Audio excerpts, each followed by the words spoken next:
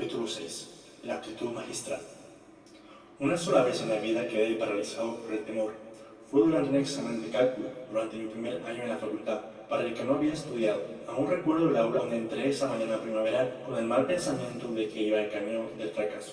Había estado muchas veces en esa aula. Aquella mañana, sin embargo, no vi nada del otro lado de las ventanas, ni en el vestíbulo de la entrada. Mi visión se redujo al fragmento de piso que tenía delante de mí a medida que caminaba hasta un asiento cercano de la puerta. Mientras abría la cubierta azul de mi libreta de examen, sentí el sabor de la ansiedad de la boca del estómago.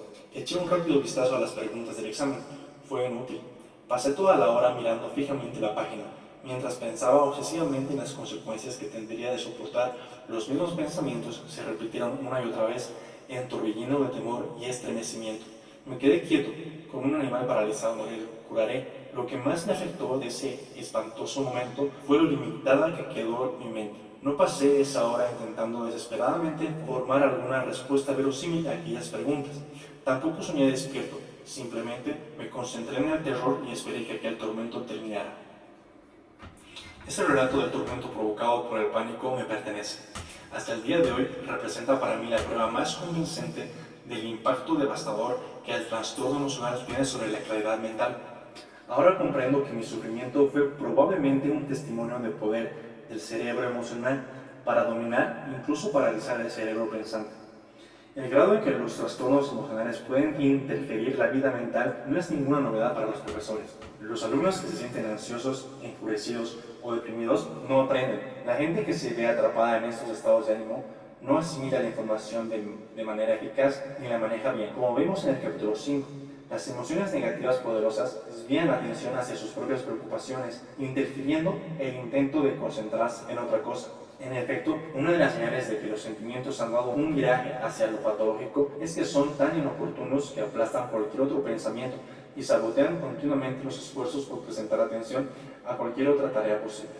En el caso de las personas que atraviesan un divorcio perturbador o el del niño cuyos padres se encuentran en la situación, la mente no se concentra durante mucho tiempo en las rutinas comparativamente triviales del trabajo o de la jornada escolar. Para los que sufren una depresión clínica, los pensamientos de autocompasión y desesperación, esperanza e impotencia anulan a todos los demás. Cuando las emociones entorpecen la concentración, lo que ocurre es que queda paralizada la capacidad mental cognitiva que los científicos denominan memoria activa. La capacidad de retener en la mente toda la información que atañe a la tarea que estamos realizando. Lo que ocupa la memoria activa puede ser algo tan rutinario como los dígitos que componen un número del teléfono, o tan complicado como la intrincada trama que un novelista intenta elaborar. La memoria activa es una función ejecutiva por excelencia de la vida mental, que hace posible que los otros esfuerzos intelectuales, desde pronunciar una frase hasta desentrañar una compleja proposición lógica. La corteza prefrontal ejecuta la memoria activa y el recuerdo es el punto en el que se unen sensaciones y emociones. Cuando el circuito límbico que converge en la corteza prefrontal se encuentra sometido a la perturbación emocional, queda afectada la eficacia de la memoria activa. No podemos pensar correctamente, como descubrí durante aquel espantoso examen médico. Por otra parte, consideramos el papel que ejerce la motivación positiva, el ordenamiento de los sentimientos de entusiasmo, celo y confianza en los logros. Estudios realizados con atletas olímpicos, músicos de nivel mundial y grandes maestros del ajedrez demuestran que el rasgo que les une es la capacidad de motivarse ellos mismos para llevar a cabo una rutina de entrenamiento y con el firme aumento del grado de excelencia necesario para alcanzar un lugar a nivel mundial. Cada vez es más evidente que estas rigurosas rutinas de entrenamiento deben empezar en la infancia. Durante los Juegos Olímpicos de 1992, los miembros del equipo chino de salto de trampolín, que rondaban los 12 años, habían dedicado tantas horas de práctica como los miembros del equipo norteamericano. Jóvenes de 20 y tantos años, los chinos habían comenzado su riguroso entrenamiento a la edad de 4 años. De igual forma, los más grandes virtuosos del violín del siglo XX empezaron a estudiar el instrumento alrededor de los 5 años.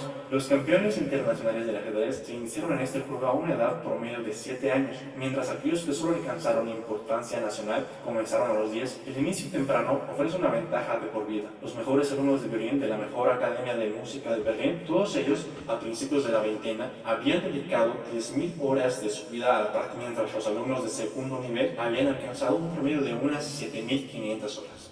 lo que al parecer separa a quienes se encuentran en el nivel competitivo más elevado de aquellos que poseen una capacidad aproximadamente igual. Es el grado en el que tras un inicio temprano pueden perseguir durante años y años una ardua rutina de entrenamiento, y esa obstinación depende de los rasgos emocionales, el entusiasmo y la persistencia ante los contratiempos, por encima de todo lo demás. La compensación añadida por el éxito que se obtiene gracias a la motivación, aparte de otras habilidades innatas, puede comprobarse en el notable desempeño de los alumnos asiáticos en las escuelas norteamericanas y en profesiones. Un profundo estudio de las evidencias sugiere que los niños norteamericanos de origen asiático pueden tener una ventaja en su coeficiente intelectual de solo 2 o 3 puntos con respecto a los blancos. Sin embargo, en el campo de las profesiones como la abogacía y la medicina a las que se dedican tantos norteamericanos de origen asiático, como grupo se comportan como si su coeficiente intelectual fuera mucho más elevado, el equivalente de un coeficiente intelectual de 110 para los norteamericanos de origen japonés y de 120 para los chinos norteamericanos. La razón parece ser que desde los primeros años de la escuela, los niños asiáticos trabajan más arduamente que los blancos. Sanford Dornbush, un sociólogo de Stanford que estudió a más de 10.000 alumnos de escuela secundaria, descubrió que los norteamericanos de origen asiático dedicaban un 40% tiempo más que otros alumnos a las tareas escolares. Si bien la mayoría de los padres norteamericanos están a aceptar los puntos débiles de un niño y acentuar los puntos fuertes, entre los asiáticos la actitud es que si uno no se desempeña bien, lo que debe es estudiar hasta altas horas de la noche, y si aún así no obtiene buenos resultados, debe levantarse más temprano para estudiar. Creen que cualquiera puede desempeñarse bien en la escuela si hace el esfuerzo adecuado. En resumen, una férrea ética cultural con respecto al trabajo se traduce en mayor motivación, celo y persistencia, una ventaja emocional. En la medida en que nuestras emociones se entorpecen o favorecen nuestra capacidad para pensar y planificar, para llevar a cabo el entrenamiento con respecto a una meta distante, para resolver problemas y conflictos, definen el límite de nuestra capacidad para utilizar nuestras habilidades mentales innatas y así determinar nuestro desempeño en la vida. Y que en la medida en que estamos motivados por sentimientos de entusiasmo y placer con respecto a lo que hacemos, o incluso por un grado óptimo de ansiedad, estos sentimientos nos conducen a los logros. Es en este sentido que la inteligencia emocional es una actitud superior, una capacidad que afecta profundamente a todas las otras habilidades, facilitándolas o interfiriéndolas. Control del impulso, la prueba del bombón. Imagínese que tiene 4 años y alguien le hace la siguiente proposición. Si espera que esa persona termine la tarea que está haciendo, podrá recibir 2 bombones de obsequio. Si no puede esperar, solo conseguirá 1, pero podrá recibirlo de inmediato. Este es un desafío que sin duda pone a prueba el alma de cualquier criatura de 4 años. Un microcosmo de la eterna batalla que existe entre el impulso y la restricción, el yo y el ego, el deseo y el autocontrol, la gratificación y la postergación. La lección que hace el niño constituye una prueba reveladora. Ofrece una rápida interpretación no solo del carácter, sino también de la trayectoria que probablemente seguirá a lo largo de su vida. Tal vez no existe herramienta psicológica más importante que la de resistir el impulso. Es la raíz de todo autocontrol emocional, dado que las emociones, por su naturaleza misma, llevan a uno u otro impulso a entrar en acción. Recordemos que el origen de la palabra emoción es mover. La capacidad de resistirse a ese impulso de sofocar el movimiento incipiente probablemente traduce el nivel de la función cerebral en inhibición de las señales límbicas enviadas al motor de la corteza, aunque esta interpretación debe considerarse de momento una mera especulación.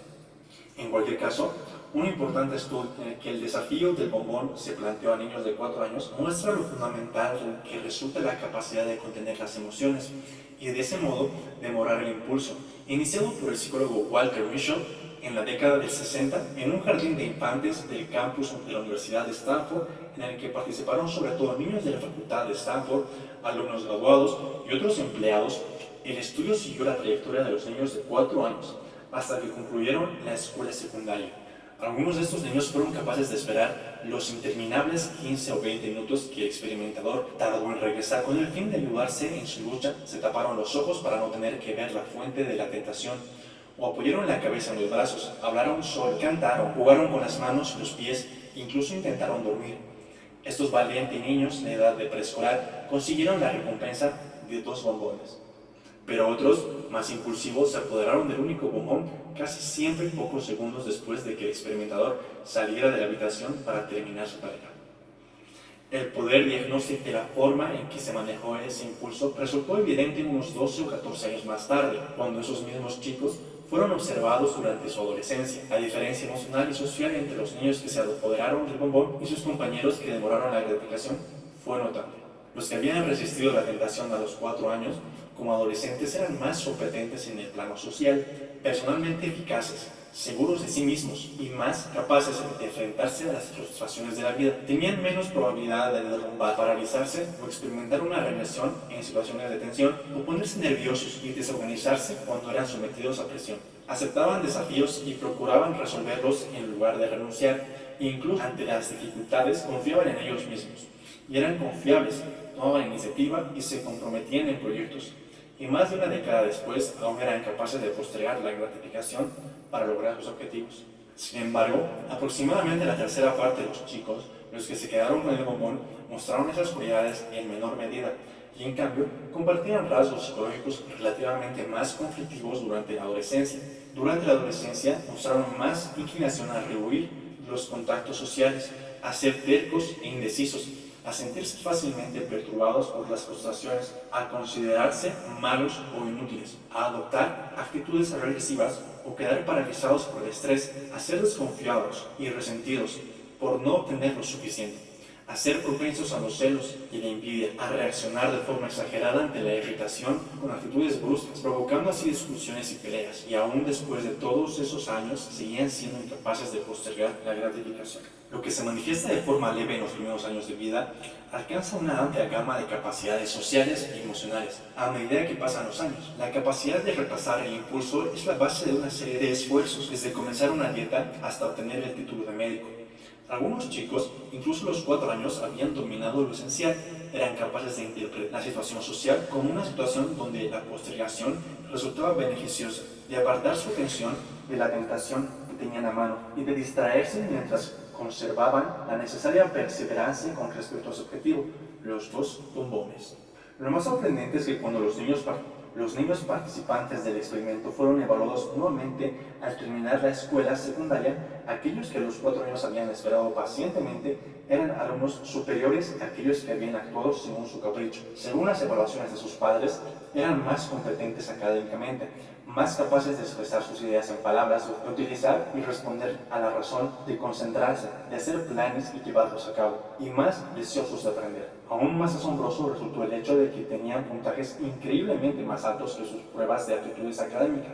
La tercera parte, que a los 4 años habían tomado el bombón, más ansiosamente tenían una puntuación promedio de 524 en el campo verbal y una puntuación de 528 en el campo cuantitativo o en matemáticas. Y el tercio, que había esperado más tiempo para tomar el bombón, tenía una puntuación promedio de 610 y 652 respectivamente, una diferencia de 210 puntos en la puntuación total. A los 4 años, la forma en que los chicos se desempeñan en este test de demora de la gratificación es un pronosticador 2 veces más poderoso como su coeficiente intelectual. A los 4 años, de cuáles serán sus puntuaciones en las pruebas de aptitud académica. El coeficiente intelectual se convierte en un pronosticador más poderoso de estas puntuaciones solo después de que los chicos aprendan a leer. Esto sugiere que la capacidad para postergar la gratificación contribuye poderosamente al potencial intelectual como algo esperado y el coeficiente intelectual mismo. El control deficiente del impulso en la infancia también es un pronosticador poderoso de la posterior delincuencia, también más poderoso que el coeficiente intelectual. Como veremos en la quinta parte de este libro, mientras algunos afirman que el coeficiente intelectual puede ser modificado y por tanto representa una limitación insuperable del potencial de la vida de un niño, existen diversas pruebas que demuestran que las habilidades emocionales, como el control del impulso y la interpretación exacta de una situación social, pueden aprenderse. Lo que Walter Mischel, autor del estudio, describe con la desafortunada frase demora de la gratificación autoimpuesta y dirigida a un objetivo.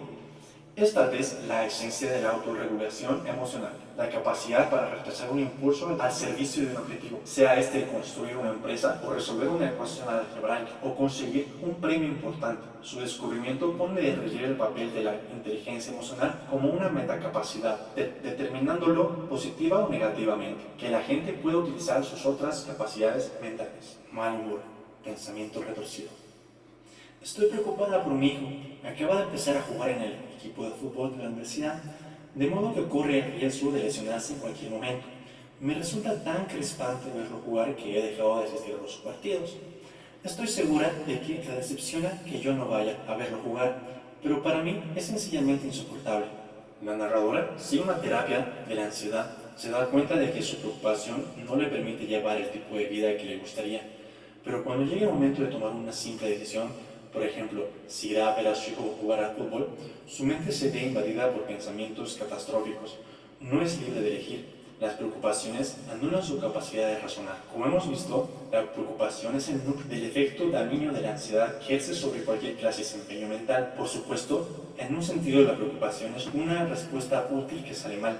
Una preparación mental excesivamente celosa por una amenaza anticipada, pero tal ensayo mental constituye una interferencia cognitiva catastrófica cuando queda atrapada en una pesada rutina que acapara la atención, inmiscuyéndose en todos los demás intentos por concentrarse en otro asunto. La ansiedad mina el intelecto de una tarea compleja, intelectualmente exigente y que implica someterse a una elevada presión, como la de un controlador aéreo. Por ejemplo, padecer de una ansiedad crónica es una señal casi infalible de que la persona finalmente fracasará durante el entrenamiento o en el desarrollo de la tarea. Las personas ansiosas tienen más probabilidades de fracasar incluso cuando presentan puntuaciones superiores en pruebas de inteligencia, como se descubrió en un estudio de 1.790 alumnos que se entrenaban para ocupar un puesto de controlador aéreo. La ansiedad también sabotea cualquier tipo de rendimiento académico. 126 estudios diferentes de más de 36.000 personas descubrieron que cuando más propensa es la persona a las preocupaciones, más bajo es su rendimiento académico. Al margen de cómo se mida notas de prueba promedio de calificaciones o pruebas de logro. Cuando a las personas propensas de la preocupación se les pide que lleven a cabo una tarea cognitiva como separar objetos ambiguos en dos categorías y que digan lo que surge en su mente mientras lo hacen, son los pensamientos negativos. No podré hacerlo, no soy bueno para este tipo de pruebas y frases por el estilo. Los que parecen interrumpir más directamente su forma de decisión, en efecto, cuando un grupo comparativo de personas que no suelen preocuparse se les pidió que se preocuparan adrede durante 15 minutos, su capacidad para llevar a cabo la misma tarea se deterioró notablemente. Y cuando a las personas propensas a preocuparse se les permitió tomarse una prueba de 15 minutos para relajarse antes de emprender la tarea, lo cual redujo su nivel de preocupación. No tuvieron problemas para realizarlas. El test de ansiedad fue estudiado científicamente por primera vez en la década del 60 por Richard Alpert, que me confesó que su interés comenzó cuando era estudiante. Cuando era estudiante, los nervios solían jugarle malas pasadas durante las pruebas. Sin embargo, su colega Ralph Haber descubrió que la presión anterior a un examen realmente lo ayudaba a desempeñarse mejor. La investigación desarrollada por ambos, entre otros estudios, demostró que existen dos tipos de alumnos ansiosos: aquellos cuya ansiedad anula su rendimiento académico y aquellos que son capaces de desempeñarse bien a pesar de la tensión, o tal vez a causa de ella. La ironía del test de ansiedad es que el temor mismo con respecto al buen desempeño durante la prueba que realmente puede motivar a alumnos como Hubbard a estudiar a fondo y así lograr un buen desempeño, puede sabotear el éxito en otros. Para las personas que son demasiado ansiosas como Albert, el temor anterior a la prueba interfiere en la capacidad de pensar con claridad y la memoria necesaria para estudiar con eficacia, mientras durante la prueba perturba la claridad mental esencial para desempeñarse bien. El número de preocupaciones que la gente informa mientras se somete a una prueba predice directamente lo mal que se desempeñará en ella. Los recursos mentales dedicados a una tarea cognitiva, la preocupación, simplemente restan valor a los recursos disponibles para procesar otra información. Si estamos absortos en la preocupación de que vamos a fracasar en la prueba que estamos haciendo, podremos dedicar mucho menos atención y lucidar la respuesta. Nuestras preocupaciones se convierten en profecías que se autocumplen, empujándonos al desastre que predicen. Por otra parte, las personas expertas en aprovechar sus emociones pueden utilizar la ansiedad anticipada. Por ejemplo, la que surge ante un discurso o una prueba inminente, para motivarse y prepararse bien con lo que consiguen un buen desempeño. La literatura clásica sobre temas psicológicos describe la relación entre ansiedad y desempeño, incluido el desempeño mental, en términos de una U invertida. En la parte superior de la U invertida se encuentra la relación óptima entre ansiedad y desempeño, con un mínimo de nervios que impulsan un logro notable, pero muy poca ansiedad. El primer trazo de la U provoca apatía o demasiado poca motivación para esforzarse en un buen desempeño, mientras demasiada ansiedad, el segundo trazo de la U, sabotea cualquier intento en este sentido. Un estado levemente eufórico, la hipomanía, como se la denomina técnicamente, parece óptimo para escritores y otras personas que ejercen profesiones creativas, que les exigen fluidez y diversidad imaginativa. Este se encuentra en algún punto cercano a la parte superior de la U invertida, pero dejemos que la euforia se descontrole hasta convertirse en auténtica manía, como ocurre en los cambios de humor que experimentan los maníaco-depresivos, y la agitación socavará la capacidad de pensar con coherencia, suficiente para escribir bien, aunque las ideas fluirán libremente. En realidad tan libremente que resultará imposible perseguirlas, el tiempo suficiente para elaborar un producto acabado. El buen humor, mientras dura, favorece la capacidad de pensar con flexibilidad y con mayor complejidad, haciendo que resulte más fácil encontrar soluciones a los problemas, ya sean intelectuales o interpersonales. Esto sugiere que una forma de ayudar a alguien a analizar un problema es contar un chiste. La risa, en tanto euforia, parece ayudar a las personas a pensar con mayor amplitud y asociar más libremente, notando las relaciones que de otro modo podrían haberse escapado. Una habilidad mental importante no solo para la creatividad, sino para reconocer relaciones complejas y para prever las consecuencias de una decisión determinada. Los beneficios intelectuales de una buena carcajada son más sorprendentes cuando se trata de resolver un problema que requiere una solución creativa. Un estudio descubrió que las personas que acababan de ver por televisión un video de bloopers resolvieron mejor un rompecabezas que los psicólogos utilizan hace tiempo para evaluar el pensamiento creativo. En la prueba se da a las personas una vela, fósforos, una caja de chinches y se les pide que sujeten la vela a una pared de corcho para que arda sin que la cera caiga al suelo. La mayor parte de las personas a las que se plantea este problema incurren a la rigidez funcional y piensan en utilizar los objetos de forma más convencional, pero aquellos que acaban de ver el video de los bloopers, comparados con otros que habían visto una película sobre un tema de matemáticas o que habían trabajado en ellas, tuvieron más probabilidades de encontrar un uso alternativo para la caja de los chinches y así alcanzar una solución creativa. Con las chinches sujetaron la caja a la pared y la utilizaron como candelabro. Incluso los cambios leves de humor pueden influir en el pensamiento. Al hacer planes o tomar decisiones, las personas que están de buen humor tienen una inclinación perceptiva que las lleva a ser más comunicativas y positivas en su forma de pensar. Esto se debe en parte a que la memoria depende de nuestro estado particular, de modo que cuando estamos de buen humor recordamos acontecimientos más positivos cuando estamos en los pros y en los contras de un rumbo a tomar mientras nos sentimos bien. La memoria influye en nuestra evaluación de las evidencias en una dirección positiva, haciendo que resulte más probable que hagamos algo ligeramente arriesgado, por ejemplo. Por la misma razón, estar de buen humor influye a la memoria a tomar una dirección negativa, haciendo que resulte más probable que adoptemos una decisión temerosa, excesivamente cautelosa. Las emociones descontroladas obstaculizan el intelecto, pero como hemos visto en el capítulo 5, podemos volver a encarrilarlas. Esa competencia emocional es la actitud maestra que facilita cualquier otra clase de inteligencia. Consideremos algunos casos puntuales: los beneficios de la esperanza y el optimismo, y aquellos momentos sublimes en los que la gente se supera a sí misma. La caja de Pandora y el optimismo a ultranza. El poder del pensamiento positivo. Se presentó la siguiente situación hipotética a alumnos de una facultad. Aunque usted se fija en la meta de obtener un segundo puesto, cuando recibe la puntuación de su primer examen, que supone el 30% de sus calificaciones finales, se entera de que ha obtenido el cuarto puesto. Ya ha pasado una semana desde que usted se enteró que ha obtenido ese cuarto puesto. ¿Qué hace? La esperanza fue lo que marcó la diferencia.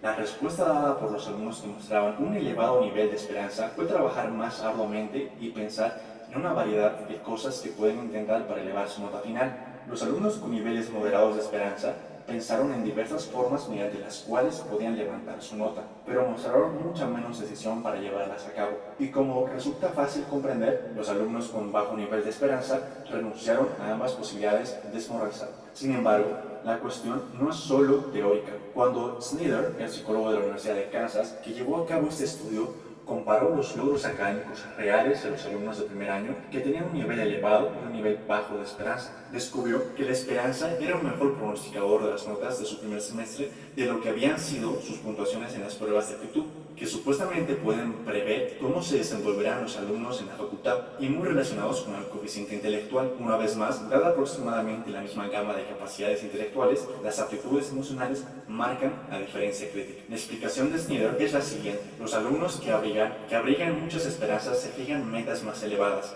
y saben cómo trabajar arduamente para alcanzarlas. Cuando se comparan los logros académicos de alumnos que poseen aptitudes intelectuales equivalentes, lo que los distingue es la esperanza. Según la conocida leyenda Pandora, princesa de la antigua Grecia, recibió una misteriosa caja que la enviaron de regalo a los dioses celosos de su belleza. Le dijeron que jamás debía abrir el regalo, pero un día, dominada por la curiosidad y la tentación, Pandora levantó la tapa para espiar, dejando en libertad las grandes aflicciones del mundo, la enfermedad, los malestares y la locura.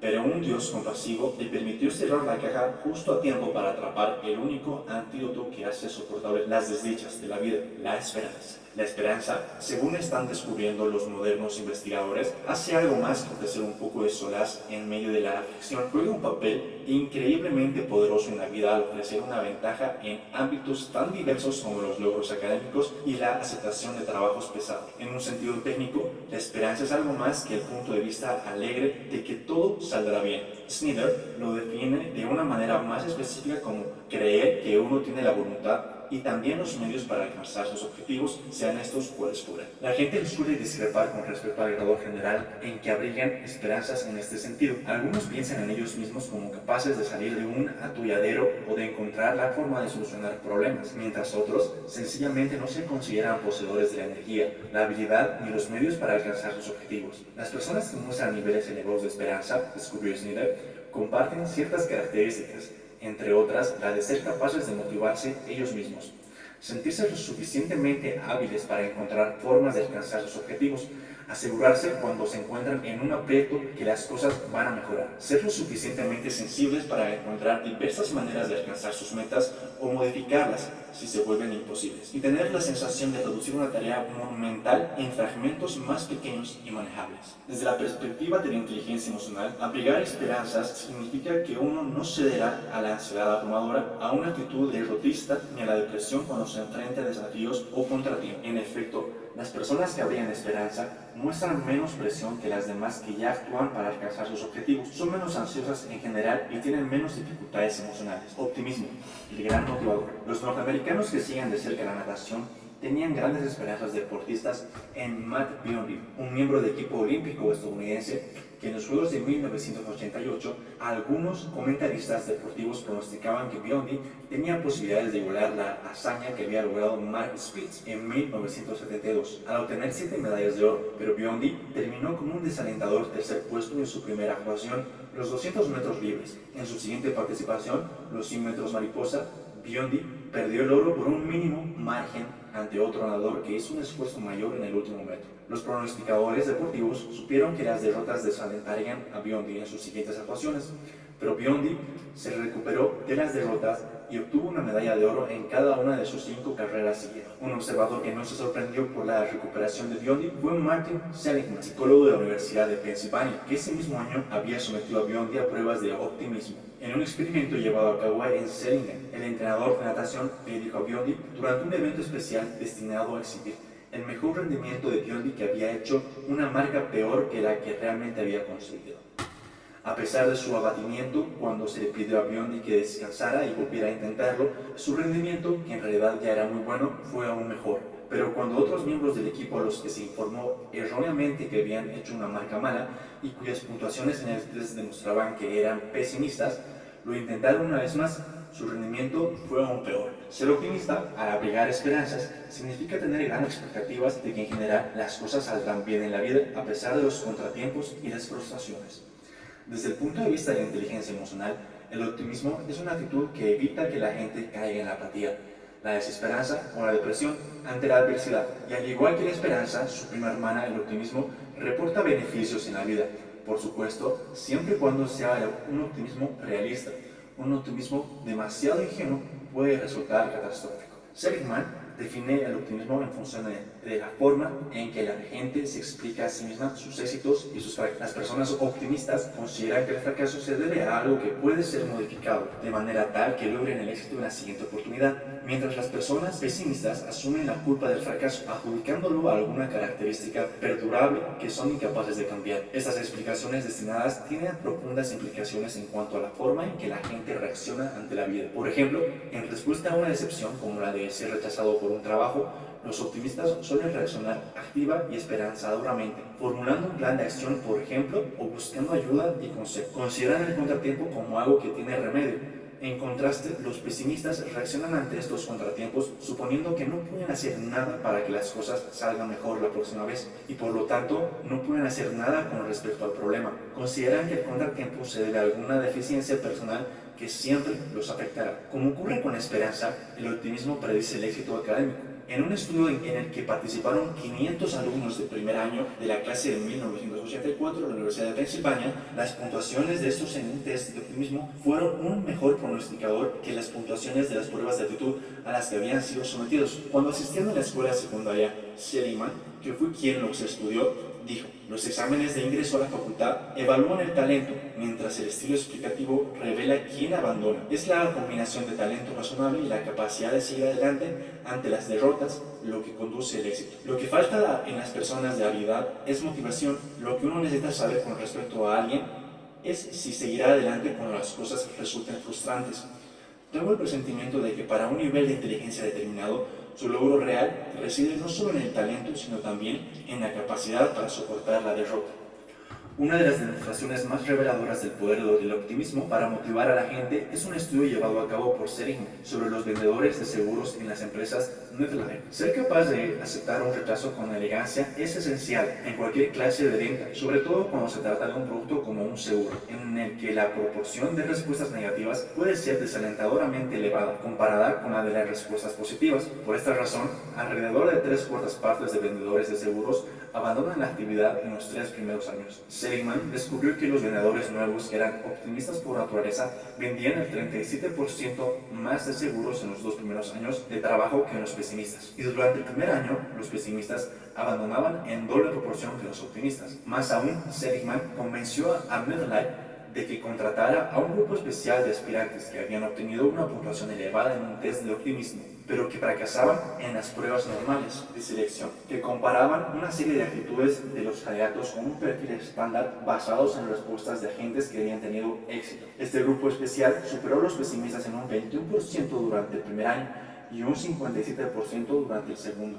Que el optimismo marque semejante diferencia en el éxito de las ventas confirma la noción de que es una actitud emocionalmente inteligente. Cada negativa que obtiene un vendedor es una pequeña derrota. La reacción emocional a esa derrota es crucial para la capacidad de reunir la motivación suficiente para continuar. A medida que las negativas aumentan, la moral se deteriora, haciendo que resulte cada vez más difícil levantar el teléfono para hacer una nueva llamada. Este rechazo es especialmente difícil de aceptar para un pesimista, para el que significa: en esto soy un fracaso. Jamás haré una interpretación que sin duda acarrea apatía y una actitud derrotista, cuando no depresión. Los optimistas, por otra parte, se dicen: estoy utilizando el planteo incorrecto, o la última persona con la que hablé estaba de mal humor, al no considerarse ellos mismos el motivo del fracaso y pensar que este se debe a algún factor de la situación. Pueden cambiar su enfoque en una llamada siguiente. Mientras la estructura mental del pesimista conduce a la desesperación, la del optimista genera esperanza. Una fuente de un punto de vista positivo o negativo puede muy bien ser el temperamento innato.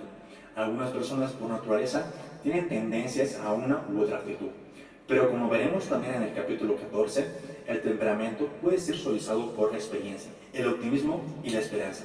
Al igual que la impotencia y la desesperación pueden aprenderse, apoyar ambos es un concepto en que los psicólogos llaman autoeficacia, la creencia de que uno tiene dominio sobre los acontecimientos de su vida y puede aceptar los desafíos tal como se presentan. Desarrollar una competencia de cualquier clase refuerza la noción de autoeficacia, haciendo que la persona esté más dispuesta a correr riesgos y a buscar mayores desafíos, y superar estos desafíos a su vez aumenta la noción de autoeficacia. Esta actitud hace que la gente tenga más probabilidades de utilizar de manera óptima sus habilidades, o que haga lo necesario para desarrollarlas. Albert Bandura, un psicólogo de Stanford que ha llevado a cabo gran parte de una investigación sobre autoeficacia, lo resume muy bien. Las convicciones de la gente con respecto a sus habilidades ejercen un profundo efecto en esas habilidades. La habilidad no es una propiedad fija.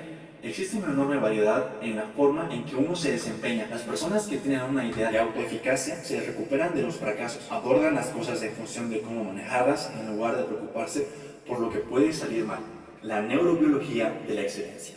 Un compositor describe los momentos en que su trabajo alcanza el punto óptimo. Uno mismo se encuentra en un estado extático hasta el punto de que se siente casi que no existe. He experimentado esto una y otra vez. Mi mano parece desprovista de mi propio ser y yo no tengo nada que ver con lo que está sucediendo.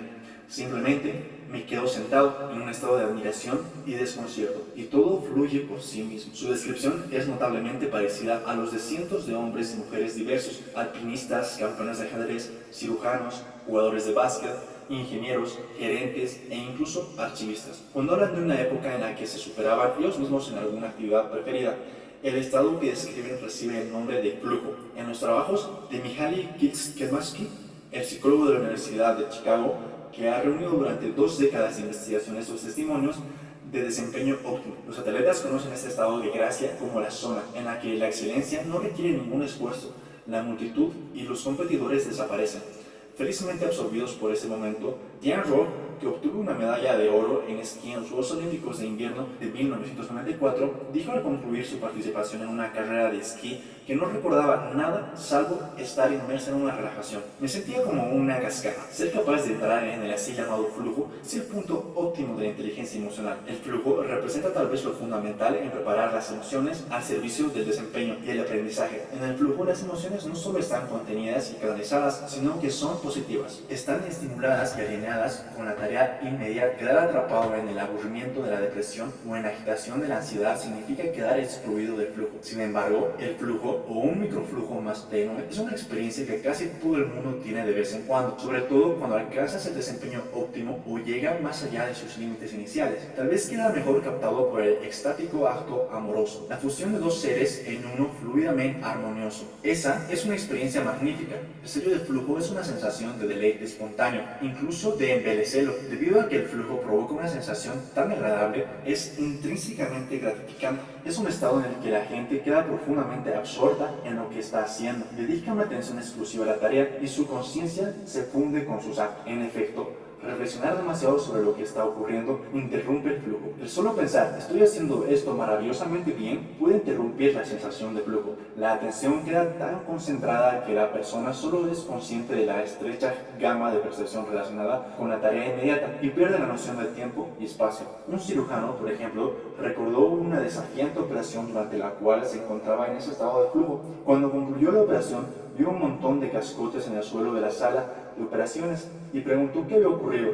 Quedó sorprendido al enterarse de que mientras él estaba tan concentrado en la operación, se habían derrumbado parte del techo y él no se había dado cuenta de nada. El flujo es un estado de olvido de sí mismo, lo opuesto a la cavilación y la preocupación. En lugar de quedar perdida en una nerviosa preocupación, la persona que se encuentra en un estado de flujo está tan absorta en la tarea que tiene entre manos que pierde toda conciencia de sí misma y abandona las pequeñas preocupaciones, la salud, las cuentas, incluso la preocupación por hacer las cosas bien, de la vida cotidiana. En ese sentido, el estado de flujo se caracteriza por la ausencia del yo. Paradójicamente, la persona que se encuentra en ese estado muestra un perfecto control de lo que está haciendo y sus respuestas guardan perfecta sintonía con las exigencias cambiantes de la tarea. Y aunque la persona alcanza un desempeño óptimo mientras se encuentra en ese estado, no le preocupa cómo está actuando ni piensa en el éxito o en el fracaso.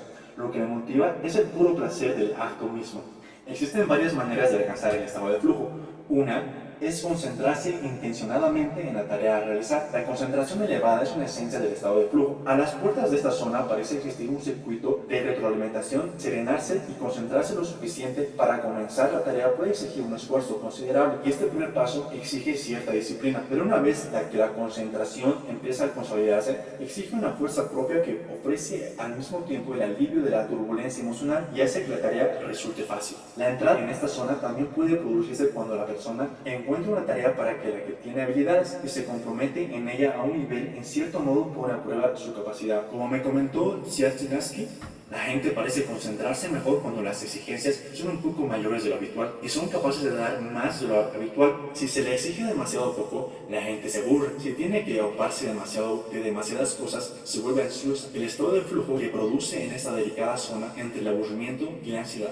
El placer espontáneo, la gracia y la efectividad que caracterizan al estado de flujo son incompatibles con los asaltos emocionales en los que el ataque límbico se apodera del resto del cerebro. La calidad de atención durante el estado de flujo se relaja aunque sumamente concentrada. Se trata de una intensidad muy distinta del esfuerzo que hacemos para prestar atención cuando estamos cansados o aburridos, o cuando nuestra concentración se ve acostada por sentimientos inesperados como la ansiedad o la ira. El estado de flujo carece de estática emocional, salvo por un sentimiento irresistible y sumamente motivador de suave éxtasis. Ese éxtasis parece ser un producto derivado de la atención, que es un prerequisito del estado de flujo. En efecto, la literatura clásica de las tradiciones contemplativas describe estados de ensimismamiento que se viven como pura beatitud, un estado de flujo inducido exclusivamente por la concentración intensa. Al observar a alguien que se encuentra en un estado de flujo, se tiene la impresión de que lo difícil resulta fácil. El desempeño óptimo parece natural y corriente. Esta impresión es comparable con la que ocurre dentro del cerebro, donde se repite una paradoja similar. Las tareas más desafiantes se realizan con un gasto mínimo de energía mental en el estado de flujo. El cerebro está fresco, su excitación e inhibición del circuito nervioso está en sintonía con la exigencia del momento. Cuando la persona está ocupada en una actividad que capta y retiene su atención sin esfuerzo, su cerebro se tranquiliza en el sentido de que produce una disminución de la excitación cortical. Este descubrimiento es notable teniendo en cuenta que el estado de flujo permite a la persona emprender las tareas más desafiantes en un campo determinado, ya sea jugar contra un maestro de ajedrez o resolver un complejo problema de matemáticas. Se supone que esas tareas desafiantes exigirían más actividad cortical, no menos. Pero una clave del estado de flujo es que se produce solo cuando la capacidad está en su apogeo. Las habilidades están bien ensayadas y los circuitos nerviosos son absolutamente eficaces. Una concentración esforzada alimentada por la preocupación produce un aumento de la activación cortical, pero la zona del estado de flujo y del desempeño óptimo parece ser un oasis de la eficacia cortical, con un gasto mínimo de energía mental. Esto tiene sentido tal vez en función de la práctica especializada que permite a la persona alcanzar el estado de flujo. Haber dominado los pasos de una tarea, ya sea una actividad física como el alpinismo, o una actividad mental como la programación de computadoras, significa que el cerebro puede ser más eficiente para realizarla. Los movimientos bien practicados exigen mucho menos esfuerzo cerebral que aquellos que simplemente se aprenden o que aquellos que aún resultan demasiado difíciles. Asimismo, cuando el cerebro trabaja menos eficazmente debido a la fatiga o a los nervios, como ocurre al final de un largo día de tensión, la precisión del esfuerzo cortical queda desdibujada y quedan activadas demasiadas áreas superfluas. Un estado nervioso experimentado como algo sumamente confuso. Lo mismo ocurre con el aburrimiento, pero cuando el cerebro funciona en su punto óptimo de eficacia como en el estado de flujo, existe una relación precisa entre las zonas activas y las exigencias de la tarea. En este estado, incluso el trabajo difícil puede resultar refrescante o reparador en lugar de agotador. Aprendizaje y flujo, un nuevo modelo de educación. Debido a que el estado de flujo surge en la zona en que una actividad desafía a la persona a desarrollar al máximo de sus capacidades, a medida de que sus habilidades aumentan, la entrada en el estado de flujo supone un desafío más elevado. Si una tarea es demasiado sencilla, resulta aburrida. Si supone un desafío demasiado grande, el resultado es la ansiedad en lugar del estado de flujo. Se puede argumentar que el dominio de un arte o una habilidad se ve estimulado por la experiencia del estado de flujo, que en la motivación para mejorar cada vez más en algo, ya sea tocar el violín, bailar o manipular genes. Es al menos en parte permanecer en estado de flujo mientras se desarrolla la tarea. De hecho, en un estudio llevado a cabo con 200 artistas 18 años después de que salieran de la escuela de arte, Sitzmahel descubrió que los que se habían convertido en pintores serios eran aquellos que en su época de estudiantes habían disfrutado del deleite que les proporcionaba el hecho de pintar. Los que en la escuela de arte se habían sentido motivados por sus sueños de fama y riqueza, en su mayor parte abandonaban el arte después de graduarse. Sitzmahel concluye: los pintores deben sentir deseos de pintar por encima de todas las cosas. Si el artista que está delante del lienzo empieza a preguntarse por cuánto lo venderá o qué pensarán los críticos de su obra, no logrará seguir un camino original. Los logros creativos dependen de la inmersión en un único objetivo. Así como el estado de flujo es un prerequisito para el dominio de un oficio, una profesión o un arte, lo mismo ocurre con el aprendizaje. Los alumnos que alcanzan el estado de flujo mientras estudian se desempeñan mejor, al margen del potencial que indican los tests. Los alumnos de una escuela secundaria especial de Chicago, dedicada a las ciencias que habían alcanzado el puntaje máximo en una prueba de habilidad matemática, fueron calificados por los profesores como alumnos con alto o bajo rendimiento, pues se estudió la forma en que estos alumnos empleaban su tiempo. Cada alumno llevaba un beeper que sonaba al azar durante el día, momento en el cual debía notar lo que estaba haciendo, cuál era su estado de ánimo. No es sorprendente que los alumnos de bajo rendimiento pasaran solo 15 horas semanales estudiando en casa, y que sus compañeros de alto rendimiento dedicaran 27 horas en el mismo periodo. Los de bajo rendimiento pasaban la mayor parte de las horas en las que no estudiaban en actividades sociales, frecuentando a sus amigos y a su familia. Cuando se analizaron sus estados de ánimo, surgió una conclusión reveladora. Tanto los de alto como los de bajo rendimiento pasaban gran parte de la semana aburridos con actividades como ver televisión, que no suponían ningún desafío a sus habilidades. Después de todo, así son gran parte de los adolescentes. pero la diferencia clave estaba en su experiencia con respecto al estudio. Para los de alto rendimiento, estudiar les proporcionaba el agradable y absorbente desafío del estado de flujo durante el 40% de las horas que dedicaban a ello, pero para los de bajo rendimiento, el estudio les permitía acceder al estado de flujo solo el 16% de las veces. En la mayor parte de los casos, provocaba ansiedad y las exigencias superaban sus capacidades. Los de bajo rendimiento encontraban placer y estado de flujo en la socialización, no en el estudio. En resumen, los alumnos que alcanzaban el nivel de su potencial académico y algo más se ven atraídos al estudio con mayor frecuencia porque este los coloca en estado de flujo. Lamentablemente, al no lograr utilizar las habilidades que podrían llevarlos al estado de flujo, los de bajo rendimiento pierden el deleite del estudio y al mismo tiempo corren el riesgo de limitar el nivel de las tareas intelectuales que les resultaran agradables en el futuro. Howard Gardner, el psicólogo de Harvard que desarrolló la teoría de las inteligencias múltiples, considera el estado de flujo y los estados positivos que lo caracterizan como parte de la forma más saludable de enseñar a los chicos, motivándolos desde el interior más que enseñándolos o ofreciéndoles una recompensa. Deberíamos utilizar los estados positivos de los niños para incitarlos a aprender a los campos donde ellos puedan desarrollar sus capacidades. Me explicó Gardner, el estado de flujo es un estado interno que significa que un niño está ocupado por una tarea adecuada. Uno debe encontrar algo que le guste y seguir a eso. Es el aburrimiento en la escuela lo que hace que los chicos peleen y alboroten, y la sensación abrumadora que un desafío que les provoca ansiedad con respecto a la tarea escolar, pero uno aprende de la forma óptima cuando tiene algo que le interesa y obtiene placer ocupándose de ello. La estrategia utilizada en muchas de las escuelas que están poniendo en práctica el modelo de Gardner de las inteligencias múltiples gira en torno a la identificación del perfil de las capacidades naturales de un niño y el aprovechamiento de sus puntos fuertes, así como el intento de apuntalar sus debilidades. Un niño que posee talento natural para la música o el movimiento, por ejemplo, entrará en el estado de flujo más fácilmente en esa esfera que en aquellas para las que es menos capaz. Conocer el perfil de un niño puede ayudar al maestro a sintonizar la forma en que se presenta el tema y se ofrecen lecciones al nivel que más probablemente proporcionará un desafío óptimo, desde el correctivo hasta el sumamente avanzado. Esto hace que el aprendizaje resulte más placentero en lugar de atemorizante o aburrido. Lo que se espera es que cuando los chicos alcancen un estado de flujo, gracias al aprendizaje, se sentirán estimulados a aceptar desafíos de nuevas áreas. Afirma Gardner y añade que la experiencia sugiere que las cosas son así.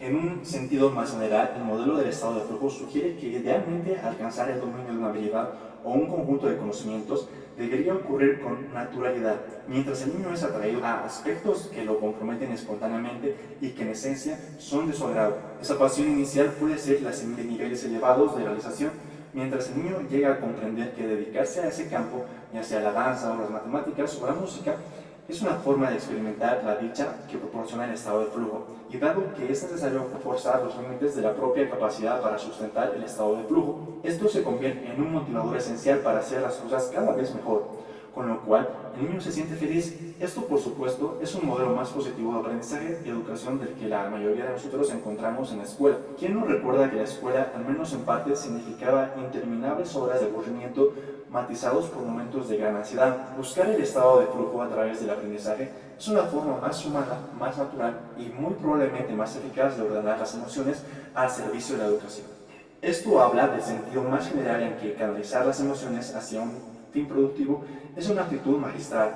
Controlar el impulso y postergar la gratificación regula nuestros estados de ánimo para que faciliten el pensamiento en lugar de impedirlo. Motivarnos para persistir y seguir intentándolo a pesar de los contratiempos, o encontrar maneras de alcanzar el estado de flujo y así desempeñarnos más eficazmente. Todo esto demuestra el poder de la emoción para guiar el esfuerzo efectivo. Gracias.